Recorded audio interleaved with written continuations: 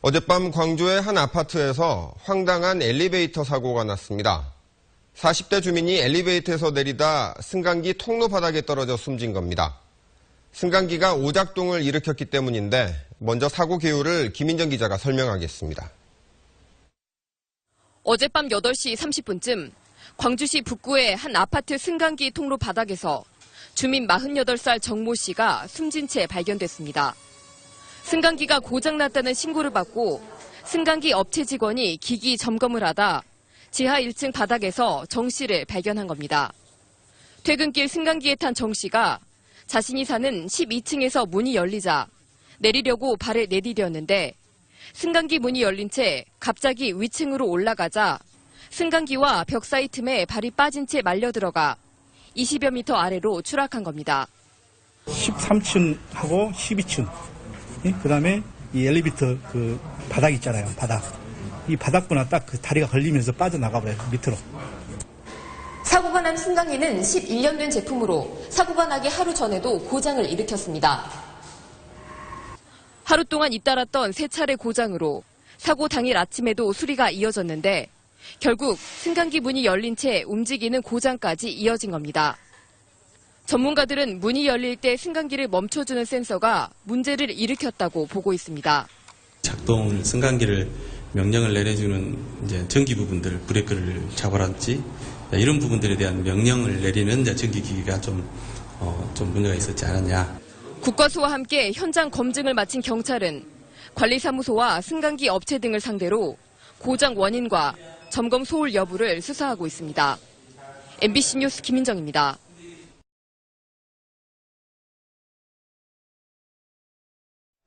엘리베이터 타고 내릴 때 주의력이 부족한 아이들이 다치는 사고가 잇따르고 있습니다. 특히 손가락이 문틈에 끼거나 빨려 들어가는 사고가 많다고 하니까요. 조심하시기 바랍니다. 박현석 기자가 취재했습니다. 엘리베이터 문이 열리는 순간 문 양쪽 끝 작은 틈으로 한 아이의 손이 빨려 들어갑니다. 문에 손을 대는가 싶었지만 말릴 틈도 없었습니다. 너무 놀라서 소리 지르고 애들이 많이 울고 순간 근데 그게 2, 3초 만에 일어난 일이거든요. 그래서 많이 놀랐어요. 아이의 손 모형을 갖고 실험을 해봤습니다. 문에 대고 있었는데 역시 순식간에 빨려 들어갑니다. 최근 4년간 소비자원에 접수된 엘리베이터 관련 상담 가운데 58%가 이런 손끼임 사고였습니다.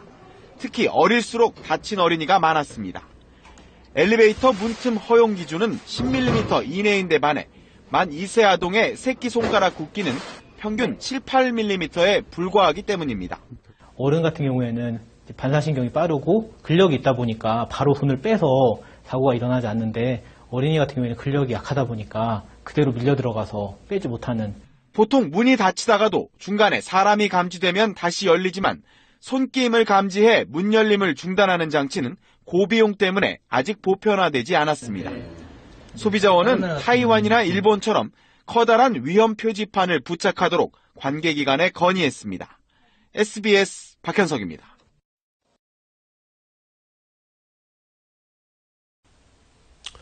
엘리베이터는 하루에도 많게는 수십 번을 타야 하는 이동수단인데 이런 사고 소식을 접하면 타기가 정말 무섭습니다. 1년에 2만 5천 대씩이나 새로 생긴다고 하는데 급증하는 승강기에 대한 안전점검 더 철저히 해야겠습니다. 집중 취재 계속해서 이재원 기자가 보도합니다. 지난 2월 경남 창원에서 일어난 엘리베이터 사고입니다. 15층에서 갑자기 멈춘 엘리베이터가 사람이 탈출하자마자 무서운 속도로 치솟아 39층에 충돌합니다.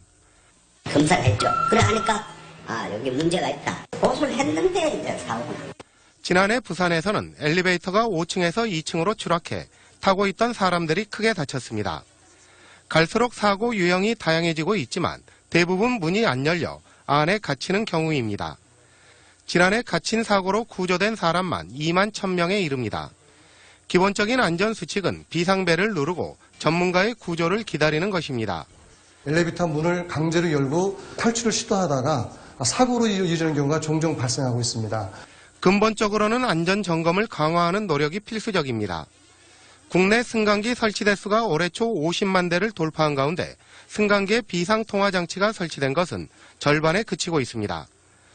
승강기 안전사고로 인한 사상자는 증가 추세로 10년 전만 해도 한 해 50명이 못 됐지만 2006년부터는 해마다 100명이 넘습니다.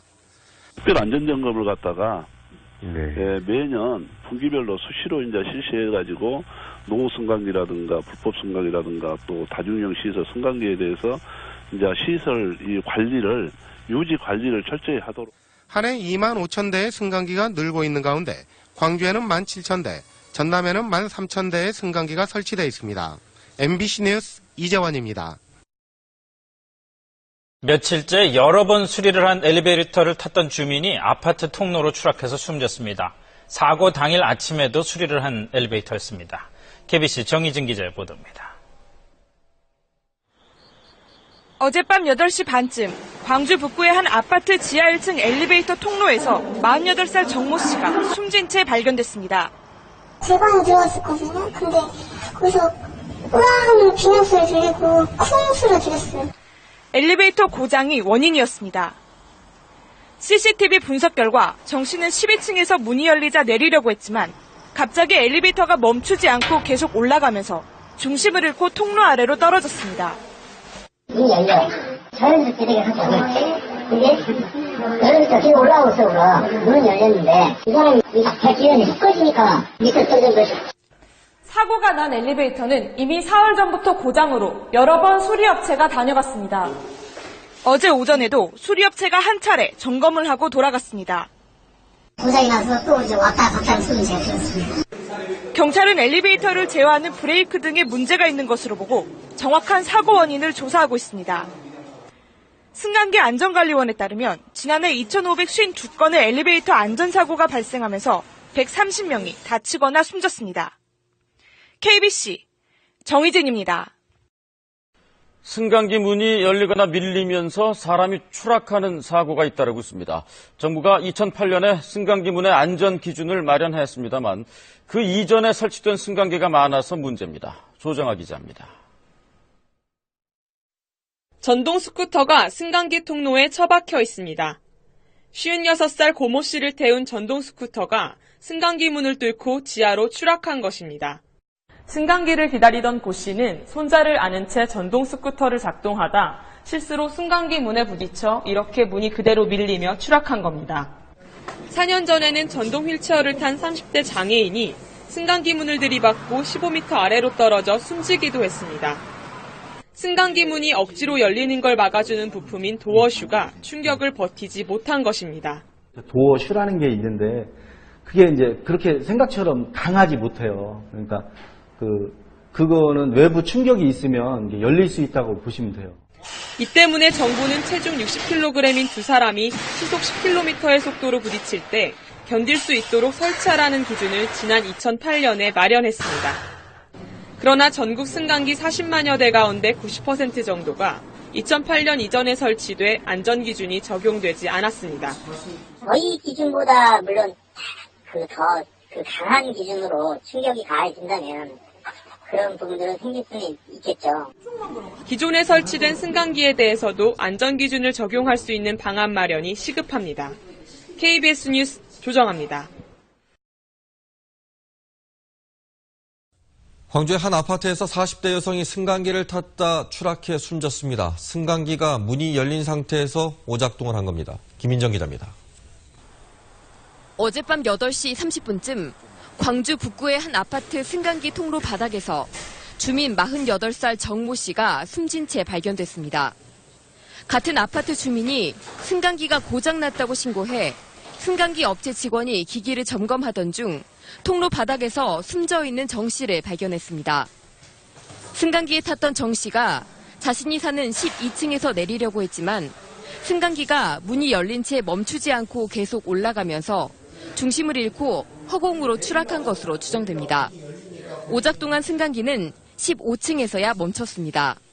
고장났다길래 경비씨 아저씨한테 말한 다음에 같이 올라가는 도중에 저는 그냥 문 열려있는 것만 보고 15층에 멈춰있는 거 확인하고 사고를 일으킨 승강기는 11년 된 제품으로 지난 3월 정기 검사에서는 합격 판정을 받은 것으로 알려졌습니다. 주민들은 이 엘리베이터가 평소에도 고장이 잦았고 사고가 나기 하루 전날에도 고장을 일으켰다고 말합니다.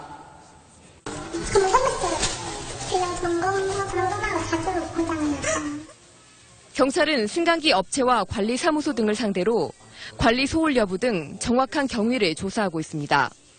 MBC 뉴스 김인정입니다. 엘리베이터는 평소 너무 자주 이용해서 그런지 얼마나 위험한 공간으로 돌변할 수 있는지 무감각해지기 쉬운데요. 사소한 부주의로 목숨까지 왔다 갔다 할 수 있는 엘리베이터 사고 유형에는 어떤 것들이 있고 또 대처는 어떻게 해야 하는지 차정인 기자가 알아봤습니다. 엘리베이터를 타는 한 남성. 목줄을 한 애완견이 미처 타지 못한 상태에서 그대로 문이 닫혀버립니다. 잠시 뒤 엘리베이터가 작동하자 애완견은 그대로 딸려가 허공으로 뜹니다. 엘리베이터가 두께가 얇은 목줄을 인식하지 못했기 때문입니다. 통상적으로 5mm까지는 감지가 가능하나 애완견 줄이라든지 줄넘기 줄, 특히 학생들 가방 끈 같은 경우 두께가 얇은 경우에 끈 같은 경우는 감지를 못하기 때문에 엘리베이터 틈 사이로 아이들의 손이 끼는 사고도 많습니다. 어린아이 손 모양의 모형을 엘리베이터 문에 대봤습니다. 문이 열리자마자 그대로 문틈으로 빨려 들어갑니다. 이럴 땐 억지로 잡아당기지 말고 지지대 등을 이용해 문과 문틀 사이를 최대한 벌리고 구조대를 기다려야 합니다. 한 지하철역, 전동 휠체어를 탄 남성이 엘리베이터 문을 들이받자 문이 부서지면서 그대로 추락합니다. 문이 밀리는 것을 막아주는 도어슈라는 장치가 있지만 외부에서 충격을 주면 장치가 빠져버려 밀리게 됩니다. 또 엘리베이터가 멈춰 갇히게 되면 강제로 문을 열어 무리하게 탈출하지 말고 구조대를 기다리는 것이 더 안전합니다. 열린 문틈으로 떨어져 추락사할 수 있고 문틈에 끼이는 등 2차 사고로 번질 수 있는 위험이 있습니다. 엘리베이터 사고는 지난 10년간 300여 건이 발생해 91명이 사망했습니다. KBS 뉴스 차정인입니다. 엘리베이터에 문이 닫힐 때 아이들의 손이 끼지 않도록 주의를 기울이는 보호자는 많습니다. 하지만 엘리베이터에서 어린이 손이 끼는 사고의 절반 이상은 문이 열릴 때 일어난다고 합니다. 보호자의 더욱 세심한 주의가 필요한데 노은재 기자가 보도합니다. 엘리베이터 문과 문설주 간 허용 간격은 10mm. 하지만 어린이 손가락 마디 평균 폭은 이보다 작아 엘리베이터 문과 문설주 사이에 들어가기 쉽습니다. 애기 손이 작아서 점점 더 이제 문이 열리려고 빨려 들어가더라고요. 그래서 이제 주변 사람들이 없었으면 못 뺐을 것 같아요. 최근 4년간 한국소비자원에 접수된 엘리베이터 관련 피해 사례 648건 중 절반 이상이 문이 열릴 때 손이 끼는 사고였는데 피해자의 92%가 만 6세 이하였습니다. 어린이 같은 경우에는 반사신경이 느리고 또 근력이 약하다 보니 한번 말려 들어가는 경우에는 그대로 빼지 못하고 말려 들어가는 경우가 많거든요. 엘리베이터에는 이처럼 주의 표시가 부착돼 있지만 키가 1m 안팎인 초등학교 입학 전 어린이들의 눈높이에서는 확인하기 어렵습니다.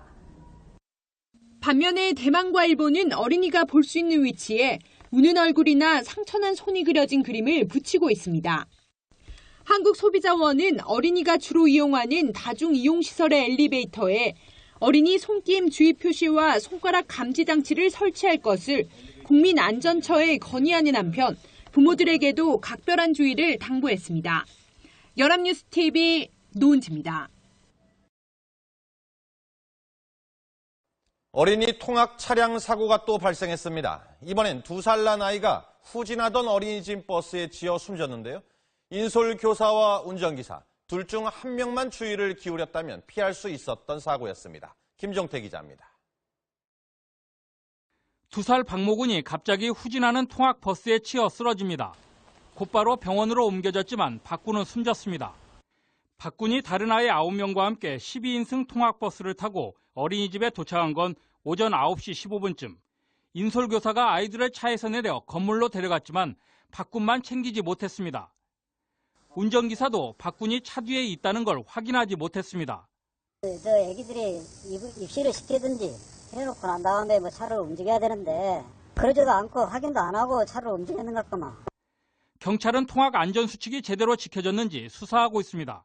그 전에 인솔을 했던 교사는 안으로 들어가고 새로운 인솔 교사가 차에 탑승했던 상황이기 때문에 CCTV 영상상으로는 뒤에 확인하는 것이 장면은 없었고요. 지난달 광주에서도 유치원 인솔교사의 과실로 4살 난 남자아이가 통학버스에 8시간 동안 갇혀있다 발견돼 아직 혼수 상태에 빠져 있습니다. 어린이 통학 차량 사고는 최근 3년간 해마다 10% 이상 늘고 있습니다. MBC 뉴스 김종태입니다. 덤프트럭이 통학버스를 들이받아 25명이 다쳤다는 소식 전해드린 바 있는데요. 조사를 해봤더니 갑작스러운 비보호 자회전이 원인이었습니다. 김효섭 PD가 전해드립니다. 검은색 승용차가 교차로에서 비보호 좌회전을 합니다. 직진 신호를 받고 마주오던 25톤 트럭이 이 승용차를 피하려다 무게중심을 잃고 넘어져 미끄러집니다. 덤프트럭은 그대로 맞은편에 있던 특수공립학교 통학버스를 덮칩니다. 원주 교차로에서 난 이 사고로 버스에 타고 있던 장애 학생과 교사 등 25명이 다쳤습니다.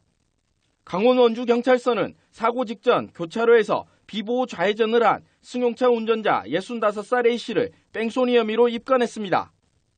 경찰은 A씨가 당시 사고가 난 줄 전혀 몰라 그대로 갔다고 말했다며 운전자가 무심코 한 비보호 좌회전이 자칫 큰 사고로 연결될 수 있는 만큼 주의해달라고 당부했습니다.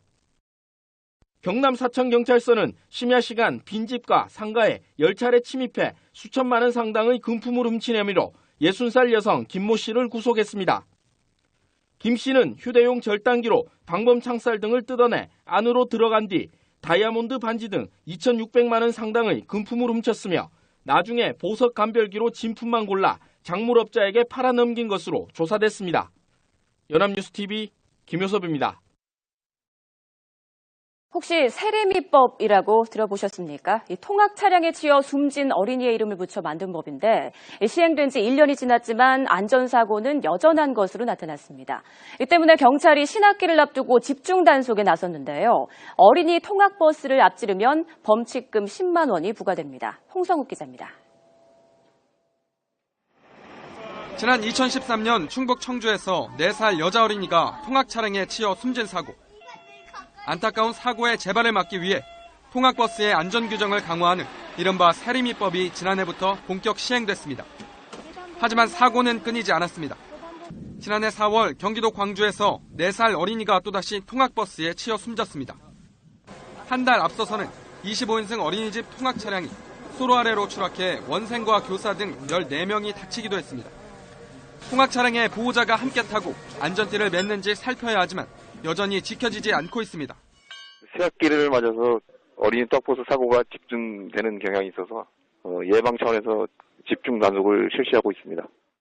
이를 위해 어린이집과 초등학교 주변에 교통경찰을 집중적으로 배치했습니다. 통학버스를 앞지르는 행위, 전좌석 안전띠 착용과 통학버스 의무 동승 여부를 단속합니다. 어린이 통학버스를 앞지르다 적발되면 승합차 기준으로 범칙금 10만 원과 벌점 30점이, 전좌석 안전띠 착용 규정을 어기면 과태료 6만 원이 부과됩니다. 하지만 각종 교습소와 체육관 차량은 이 대상에 빠져 있습니다. 그 안전교육 받은 게 있어야 인정이 되거든요. 어린이집이나 유치원은 다 그렇게 그게 되는데 체육관이나 이런 데는 인명보호 체계가 없잖아요. 때문에 경찰의 단속뿐만 아니라 사각지대가 없도록 관련 법규도 촘촘해져야 근본적인 어린이 안전사고를 줄일 수 있다는 지적입니다.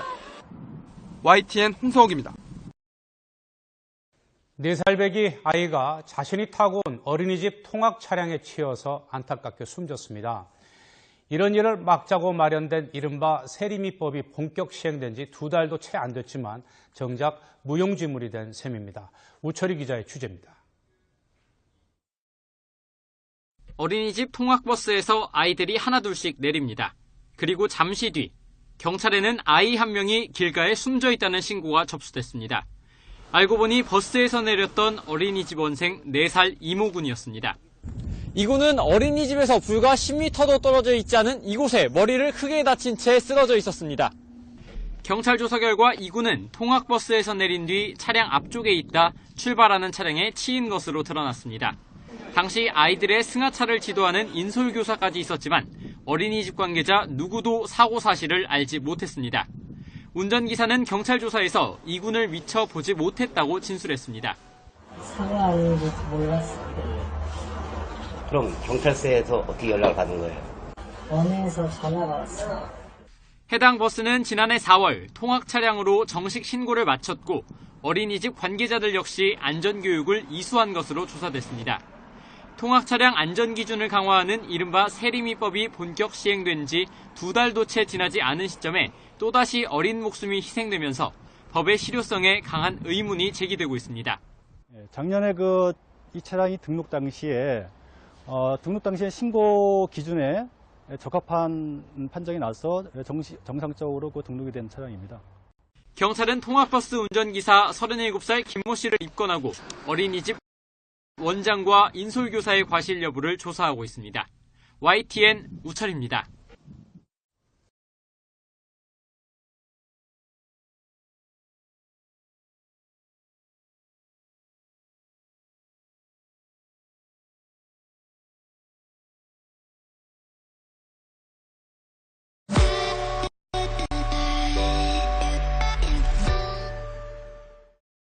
운전기사가 버스에 올라타 운행을 준비합니다. 그런데 갑자기 버스 앞으로 가방을 맨 아이 한 명이 나타납니다. 하지만 버스는 멈춰있지 않고 그대로 출발해 결국 아이를 치어 쓰러뜨리고 맙니다. 오전 9시쯤 서울 방이동에서 일어난 사고입니다. 4살짜리 원생이 어린이집 통학버스에서 내린 뒤 출발하는 버스에 부딪힌 겁니다. 아이는 병원으로 바로 옮겨져 다행히 생명에는 지장이 없는 것으로 알려졌습니다. 당시 인솔을 돕는 보육교사도 함께 있었지만 사고를 막지는 못한 것으로 조사됐습니다. 기사가 내려갖고 그 아이들을 인계를 해준 거야. 근데 기사가 다시 운전해가지고 빼려고 오는데 그 애가 하나가 모르고 그 기사를 따라온 거야. 지난해부터 어린이 통학 차량의 안전 규정을 강화하는 이른바 세리미법이 본격 시행됐지만 사고는 끊이지 않고 있습니다. 지난해 3월 경기도 광주에서 4살 아이가 어린이집 바로 앞에서 통학버스에 치여 숨졌고 한 달 뒤쯤 25인승 어린이집 통학 차량이 수로 아래로 추락해 14명이 다치기도 했습니다. 경찰은 교통사고특례법 위반 혐의로 운전기사를 입건했습니다. 또 당시 인솔교사나 어린이집 측의 관련법 위반 여부도 집중 조사하고 있습니다. YTN 우철입니다.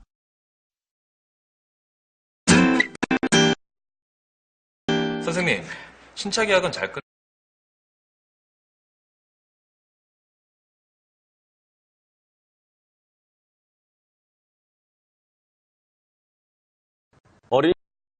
어린이들이 타는 통학버스 안전사고가 끊이지 않고 있습니다. 아이들의 목숨까지 앗아가는 위험한 순간이 많은데 어른들이 조금만 관심을 기울여도 큰 부상은 피할 수 있습니다. 한혜영 기자입니다. 하천에 통학버스가 완전히 빠져 있습니다. 어린이집에 도착한 버스가 갑자기 언덕 아래로 밀려나 하천에 떨어진 겁니다.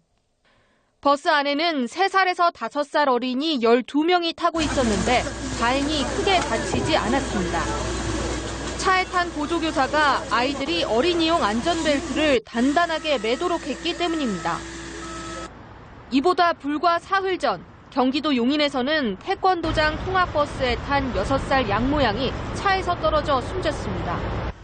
이 차에는 인솔교사 없이 어린이 6명만 타고 있었고 안전벨트를 차지 않아 양양은 우회전을 하다 열린 차문 사이로 그대로 떨어졌습니다.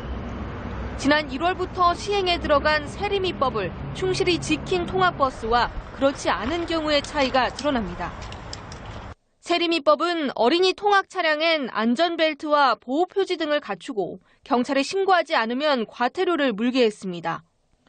전 좌석에서 안전띠를 매지 않아도 과태료를 물리고 아이가 통학버스에 타고 내릴 때는 보호자가 반드시 같이 있도록 했습니다. 안전교육 기준도 강화했습니다. 전문가들은 어른들이 작은 노력만 기울여도 피해를 최소화할 수 있다고 말합니다. 이 차량들이 안전장치들이 잘 부착이 되어 있습니다. 요즘은 잘 부착되어 있는 그 안전장치를 잘 사용하지 않고 있어요. 숙련이 덜 된 거죠. 우리 그 운전자 분들은. 모든 걸 짐작으로 바쁘다는 시간적인 이유로 우리 아이들의 안전, 결국 어른들의 주의와 관심에 달려 있습니다. 연합뉴스 TV 한혜원입니다.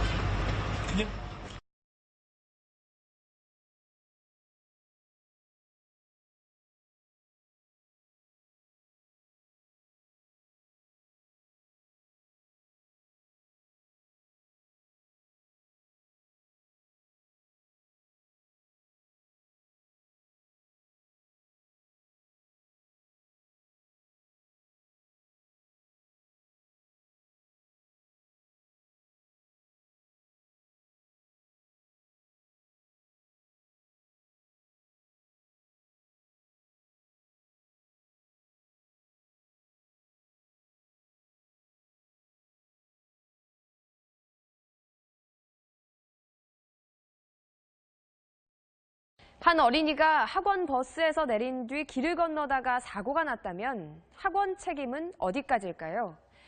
아이가 버스에서 내린 뒤 아니면 길을 건너갈 때까지 살펴봐야 하는 건지 혹은 아이를 집까지 바래다 줘야 할까요? 김태윤 기자가 학원 책임이 어디까지인지 법원 판례를 통해 살펴봤습니다. 학원 버스에서 내린 어린이가 혼자서 길을 가로질러 건넙니다. 아이들은 도로를 건널 때 좌우를 잘 살피지 않는 경우가 많습니다. 재작년 8월 6살 박모군도 학원 버스에서 내려 길 건너 집으로 가다 차에 치여 숨졌습니다. 박군의 부모는 학원장과 학원 버스 기사 등을 상대로 4억 원을 배상하라며 소송을 제기했습니다. 재판에선 통학버스 기사의 보호감독 의무가 어디까지인지가 쟁점으로 떠올랐습니다. 담당 판사는 통학버스 운전자의 책임은 학원생들이 통학버스에서 하차한 후까지이고 짧은 시간이라도 차에서 내려 도로에 지나는 차량이 있는지 확인해야 한다고 판시했습니다. 또 통학버스가 잠시 정차 중임을 알리는 비상 전멸 등을 켜지 않은 점, 학원에서 승하차 안전교육을 충실히 하지 않은 점도 학원 측의 과실 근거로 봤습니다. 다만 박군도 차도를 잘 살피는 등의 자기보호 의무를 소홀히 한 점을 들어 10%의 과실을 인정했습니다. 유치원과 학교 또는 학원의 운영자는 교육활동이 끝난 후 학생을 통학 차량에 태워 보호자가 미리 지정한 장소에 안전하게 내려줄 보호감독 의무가 있음을 확인한 판결입니다. 통학버스에 동승자 탑승을 의무화한 이른바 세리미법이 전면 시행되면서 안전기준이 대폭 강화됐습니다. 최근 법원 역시 사설 학원에서 발생하는 안전사고에 대해 학원 측에 보호감독 책임을 묻고 있어 향후 비슷한 분쟁에도 적지 않은 영향을 미칠 전망입니다. MBC 뉴스 김태윤입니다.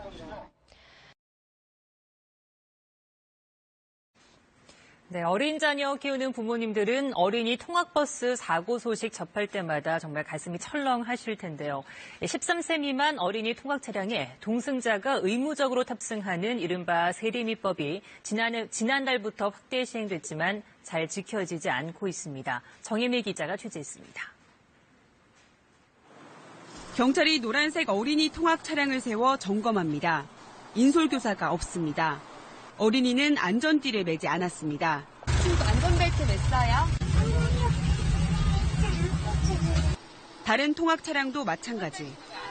동승자 탑승 등을 의무화한 이른바 세리미법이 지난달 말 15인승 이하 통학 차량에까지 확대 적용됐지만 지키지 않은 겁니다. 있었는데 저희는 또 방학 때는 저희가 또 빼요. 동승자 할 거예요. 저희는 하려고. 규모가 작은 학원들은 법 위반인 걸 알면서도 인건비 부담 때문에 어쩔 수 없다고 말합니다. 학원에 안은 적지, 수입은 적고 지출 많이 해야 되니까, 그러니까 한 70만 원 줘야 되니까 아예 학원 차를 빼려고 그래요. 운전 설갑도 쓰기도 힘들다고. 법 적용 대상인 13세 미만 유치부나 초등부 반을 아예 없애는 학원까지 생겼습니다. 버스 문제 때문에 싸우다가 그 많은 한 22개 학원을 막 동시에 다 없애버렸거든요. 버스를 한 2달 안 해보니까 학생들한테부터 막 원생이. 특히 이런 태권도장이 아닌 합기도장이나 소규모 체육시설의 경우 신고 의무 대상도 아니라서 세리미법 적용을 받지 않습니다. 경찰도 학원들의 반발을 의식해 단속에 소극적인 상황. 어린이의 안전을 위한 법이 현실에서는 겉돌고 있습니다. KBS 뉴스 정혜미입니다.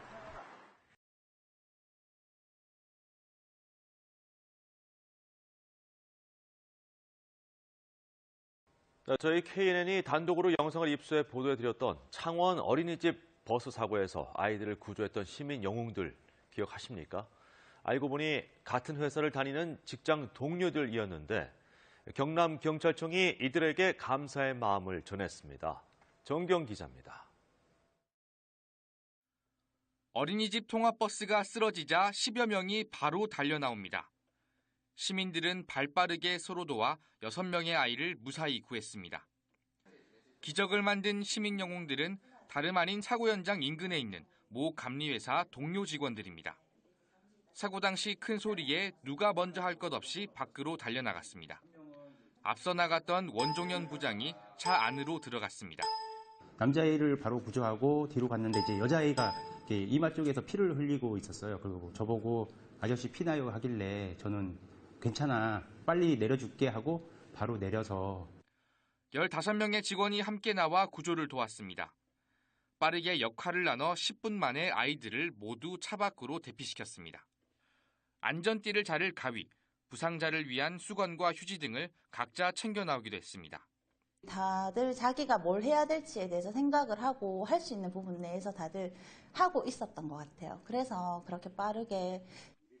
경남경찰청은 어린이 6명을 신속히 구조한 시민 영웅들을 대표해 3명에게 감사장을 수여했습니다. 남다른 시민 정신으로 구조에 나섰고 마지막까지 아이들을 안심시킨 모습에 감사를 표했습니다.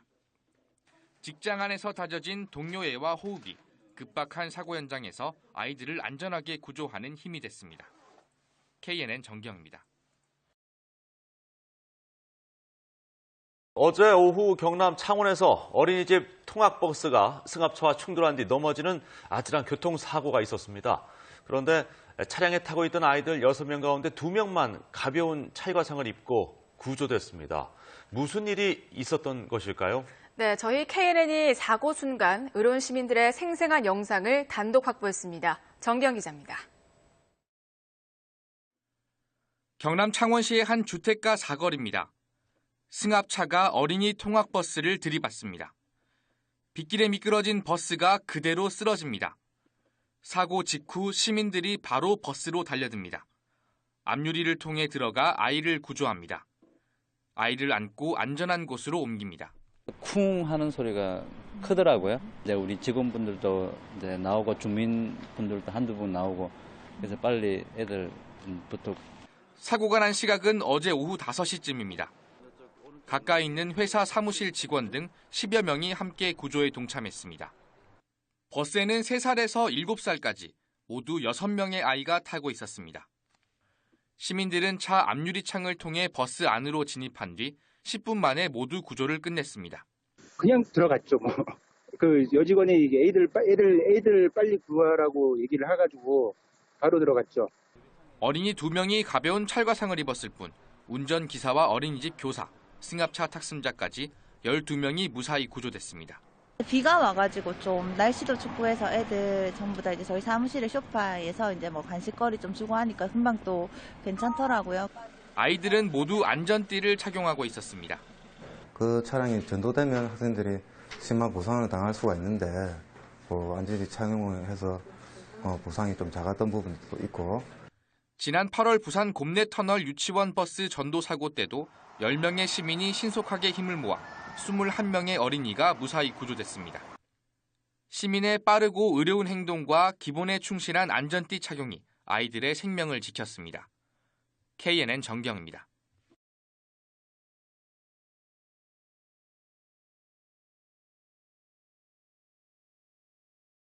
9가지 요리를 광파 5분만으로 하라고요?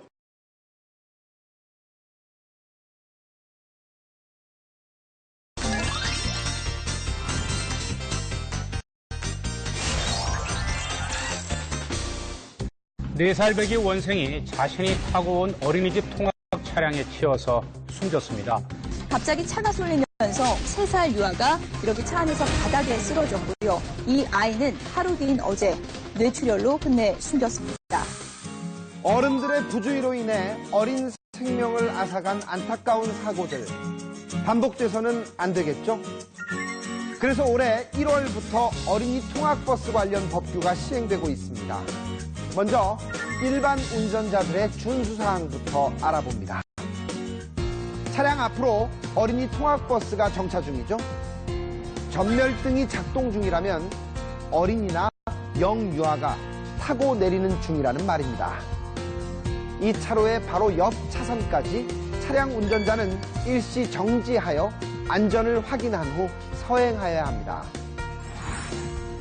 어린이나 영유아를 태운 표시를 뜻하는 어린이 보호 표지가 부착되어 있다면 모든 운전자는 통학버스를 앞지르기 해서는 안 됩니다. 초등학교, 유치원, 어린이집, 학원, 체육시설에서 운영하는 9인승 이상의 승합 차량은 어린이 통학버스로 신고를 의무화했는데요. 안전을 중요시하는 만큼 꼭 설치해야 하는 장치들도 있다는군요. 먼저 눈에 잘 띄는 황색으로 도색은 필수죠. 차량 앞뒤에 탈부착이 가능한 어린이 보호 표시, 운전석 옆면에 정지 표시 장치, 옆문의 발판, 차량 천장 앞뒤에 적색, 황색, 황색, 적색 표시 등 후방 안전장치는 필수입니다. 어린이 통학버스에는 반드시 보호자가 동승해야 합니다. 그렇다면 어린이 통학버스의 운전자가 지켜야 할 부분은 무엇일까요? 전 좌석 안전띠를 착용한 후에 출발하고요. 하차할 때에는 어린이가 자동차로부터 안전한 장소에 도착한 것을 확인한 후 출발해야겠죠? 보호자가 동승하지 않은 경우라면 운전자가 직접 자동차에서 내려서 어린이가 안전하게 승하차하는 것을 돕습니다. 원포인트 생활상식, 어린이 통학버스 관련 준수사항. 어린이 통학버스 뒤나 옆 차선의 운전자는 일시 정지 후 안전을 확인하고 서행. 모든 운전자는 어린이 보호표지 부착 통학버스를 앞지르게 할 수 없습니다. 어린이 통학버스 운전자는 전 좌석 안전띠 착용 후 하차한 어린이가 안전한 장소에 도착했는지 확인을 한 후 출발해야 한다는 점, 이것만은 꼭 기억하세요.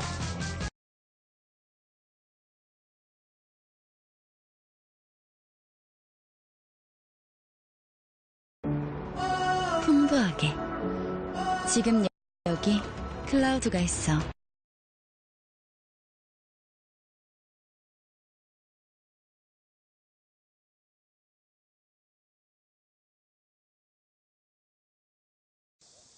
유치원 통학버스 뒷좌석에서 4살배기 어린이가 발견된 건 어제 오후입니다.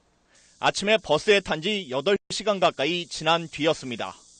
버스 운전사가 유치원생들을 집에 보내기 위해 차에 올랐다가 발견했는데 체온이 42도까지 오르는 등 열사병 증세를 보이고 의식을 잃은 상태였습니다. 어제 광주광역시에는 폭염 경보가 내려져 있었고 낮 기온이 35.3도까지 치솟았습니다. 유치원은 방학에 들어가 원하는 아이들만 대상으로 돌봄 교실을 운영하고 있었습니다. 중국 동포인 부모는 맞벌이하면서 친인척도 없어서 돌봄 교실에 아이를 맡겨왔습니다. 애기가 그 차에 있었다는 건 몰랐다는 것 자체가 너무 이해가 안 돼요. 유치원 교사와 버스 기사는 정확한 출석 인원이 파악되지 않아 버스에 어린이 한 명이 남아있다는 걸 알지 못한 것으로 조사됐습니다. 관할 교육청의 매뉴얼에는 운행 종료 뒤 맨 뒷좌석까지 확인하도록 돼 있지만 지켜지지 않았습니다. 경찰은 유치원도 출석 확인을 제대로 하지 않은 것으로 보고 있습니다. 방치됐던 어린이는 대학병원 중환자실에서 28시간째 치료받고 있지만 아직도 의식을 찾지 못하고 있습니다. SBS 윤나라입니다.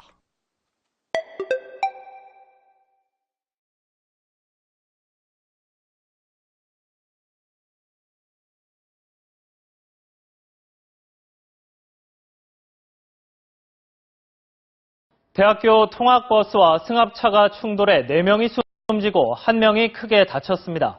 나들이에 나선 일가족 5명이 참변을 당했습니다. 장미쁨 기자가 보도합니다. 흰색 승합차 옆면이 찌그러졌습니다. 차량 내부는 아수라장으로 변했습니다. 경북 포항의 산업도로 사거리에서 대학교 통학버스와 다마스 승합차가 충돌했습니다. 승합차 운전자 41살 김모 씨 등 일가족 4명이 숨졌고 5살 김군은 위독한 상태입니다. 휴일을 맞아 동해안으로 나들이를 나왔다가 변일당한 것으로 알려졌습니다. 통학버스에 탄 학생 44명 가운데 5명도 유리 파편에 맞는 등 부상을 입었습니다. 사고가 난 교차로 현장에는 이렇게 유리 파편 등 사고 잔해가 남아 있습니다. 경찰은 평소 차량 통행이 많지 않아 전멸 신호로 운영되던 산업도로 사거리에서 과속을 하다 난 사고로 보고 정확한 사고 경위를 조사하고 있습니다. MBC 뉴스 장미쁨입니다.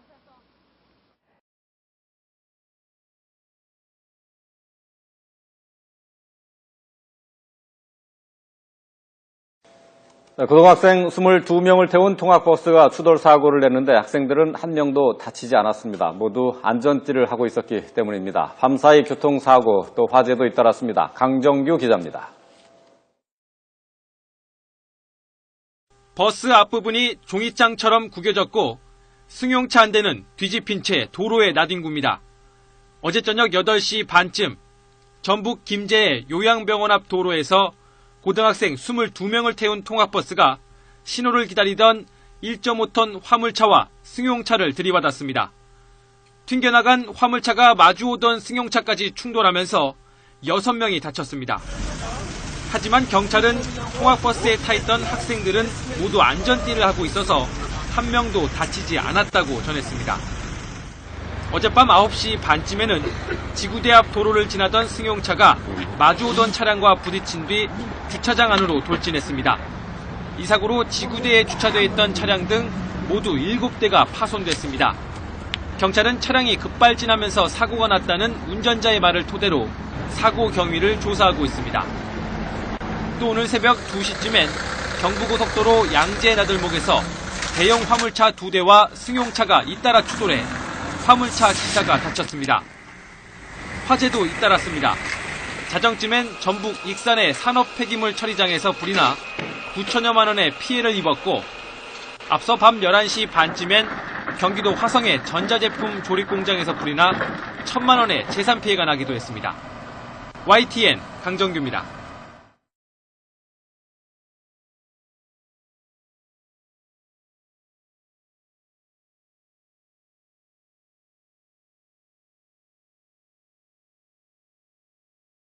학생들을 태운 통학버스 운전기사가 술에 잔뜩 취한 채 고속도로를 달리다가 적발됐습니다. 아찔했겠죠? 버스 안에 타고 있던 학생이 신고했습니다. 공윤선 기자입니다. 어젯밤 영동고속도로 인천 방향, 대학생 13명을 태우고 달리던 통학버스가 갓길에 정차합니다. 자신이 타고 있는 버스의 운전기사가 술을 마신 것 같다는 학생의 신고를 받고 출동한 경찰이 음주 측정을 하는 겁니다. 측정 결과 기사의 혈중 알코올 농도는 0.155%, 면허 취소에 해당합니다. 소주 한 병 이상을 드신 거죠. 금요일 저녁이다 보니까 차들이 통행이 많았거든요. 아찔한 순간이었습니다. 입건된 기사는 경찰 조사에서 점심 식사 때 술을 마신 게 좀 과했다고 진술했습니다. 오늘 오전 11시쯤엔 충북 청주시의 왕복 6차선 도로에서 고속버스와 승용차 등 차량 5대가 잇따라 추돌해 버스 운전자 등 10명이 다쳤습니다. 경찰은 앞서 달리던 승용차가 갑자기 속도를 줄여 사고가 일어난 것으로 보고 있습니다. 같은 시각 전북 완주 순천 간 고속도로 완주분기점 인근에선 낚시객 19명을 태우고 여주로 가던 관광버스에서 갑자기 불이 났습니다.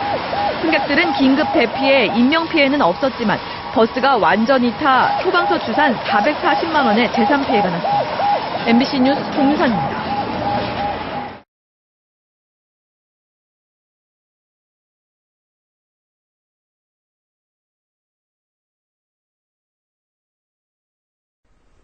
어린이집 통학버스가 갑자기 멈춰서면서 버스에 타고 있던 3살 아이가 머리를 부딪혀 숨지는 사고가 발생했습니다.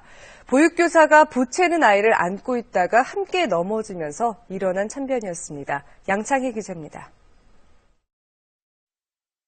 아파트 안 도로를 달리던 어린이집 버스가 방향을 변경해 노란 차선을 넘어갑니다.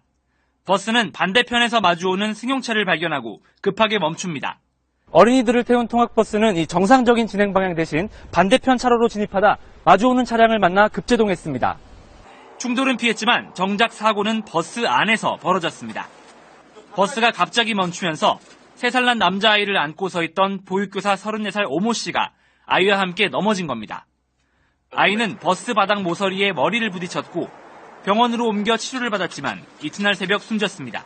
처음에 올 때 이제 의식 같은 게 거의 저희들이 보기에는 없는 걸로 보였고요.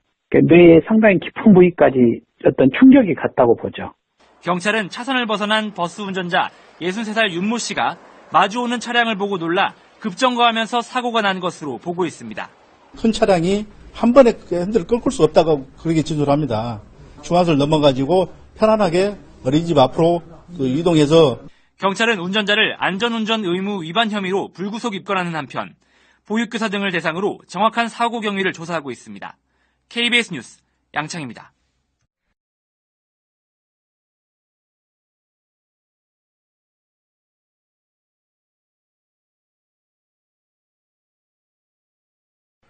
어린이집 통학버스와 관련해서 또 안타까운 사고가 났습니다. 버스가 급정거하는 바람에 안에 타고 있던 3살 유아가 넘어졌는데 그만 숨졌습니다. 양창희 기자입니다.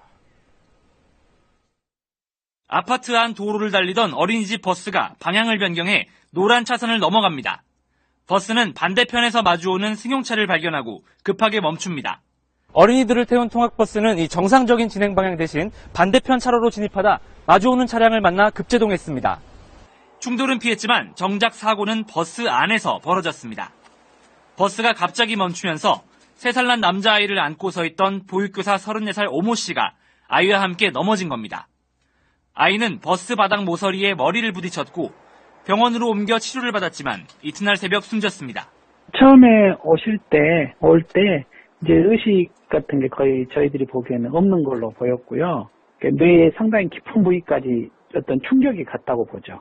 경찰은 차선을 벗어난 버스 운전자 63살 윤모 씨가 마주오는 차량을 보고 놀라 급정거하면서 사고가 난 것으로 보고 있습니다.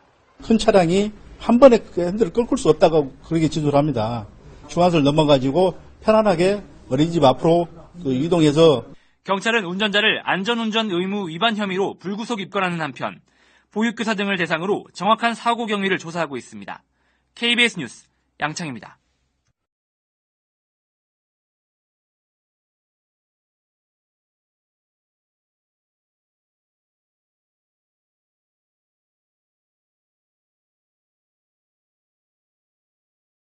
네, 보신 것처럼 어린이집 통학버스에 아이가 치여서 숨지는 사고 끊임없이 반복이 되고 있습니다. 2년 전에 이렇게 숨진 김세림 양의 이름을 딴 이 세림이법, 어린 통학 차량의 안전 기준을 강화하겠다는 이 법이 지난 1월부터 발효가 됐는데 한 해 80명의 아이들은 통학버스에 치여서 다치거나 숨지고 있습니다. 계속해서 심수미 기자입니다. 안전벨트를 하지 않은 초등학생이 차창 밖으로 몸을 내밉니다.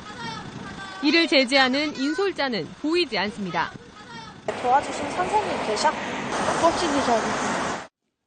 취재진이 학원과 밀집 지역 4곳을 관찰한 결과 어린이들이 탄 승합차 가운데 10대 중 8대 꼴로 도색이 안 돼 있습니다.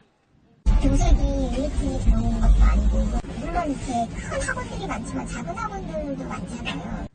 어린이 통학 차량의 안전 기준을 강화한 세림이법이 지난 1월부터 발효됐지만 아직 현장의 변화는 크지 않은 겁니다. 어린이들이 타고 내릴 수 있는 것을 확인할 수 있도록 실외 광과 후사경을 설치해야 되고 지붕에는 어린이들이 타고 내리는 것을 알리기 위한 표시 등이 설치돼야 됩니다.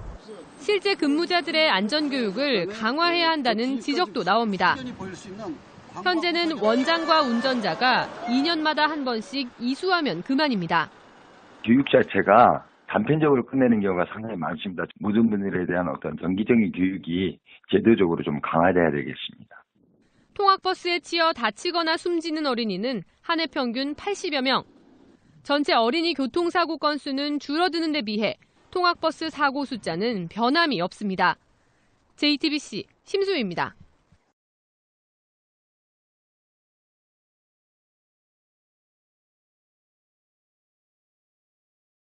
최근에 4살배기 남자아이가 자신이 다니던 어린이집 통학버스에 치여서 숨지는 사고가 있었습니다.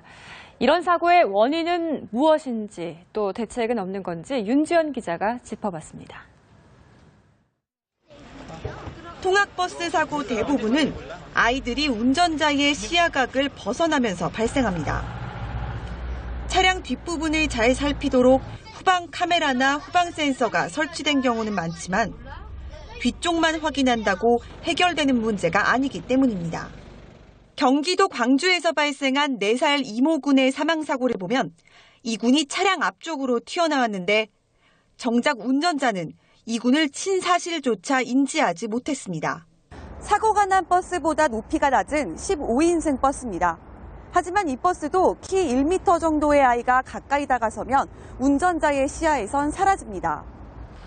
이 같은 문제를 보완하기 위해 지난 1월 말부터 시행된 일명 세리미법은 차량 앞과 옆도 볼 수 있는 넓은 후사경을 달도록 하고 있습니다.